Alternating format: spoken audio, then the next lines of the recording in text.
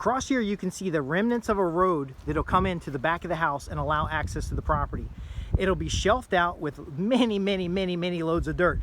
But with the bamboo gone, you can really see the definition of that contour and the value it's going to bring to be able to work on the deck if it needs to be worked on, or to have a small lawn out back, but to otherwise access the property in a usable way. The bamboo had to be scraped off with this big piece of machine because that bamboo is rough stuff. And I'll still go out and hand dig some of the areas in order to clean things up. One of the loggers just came back, brought a big piece of equipment. You don't even talk to them. You let them do what they got to do, because they're running loads back and forth. They picked up one of the trucks. But ultimately, 2 points about this. So I got about 6 loads of this sandy soil. It's really not, see, look at that. It's really not holding together at all. And that would have to be blended. So I got feedback from the guys doing the work that I need this more clay soil. Now look at this. See how that compaction is in play. Now it's still going to be a little soft on the edges, but look down here. Watch this.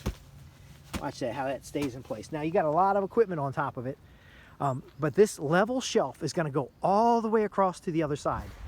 It's going to have a foothill, a footing that keeps it in place, and we're going to drive back and forth on this to get it level and secure. This hill is stable for the property at this time, but we can't leave the hill like this. It's going to need about 8 foot off of the extended section there, and about 12 to 20 feet off of the corner down here.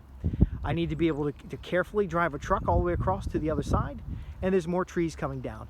And it would just thrill me to see this big excavator being able to drive across the top of that. It would just make me confident that we've got something in place that's going to be secure over time. But what's end up going to happen is there'll be a couple lower terraces here, and then we'll build up. Now this dirt ain't free, and it comes by a giant truck. They can't come when it's raining because it'll get stuck in here. But this is almost 15 loads of dirt coming in here.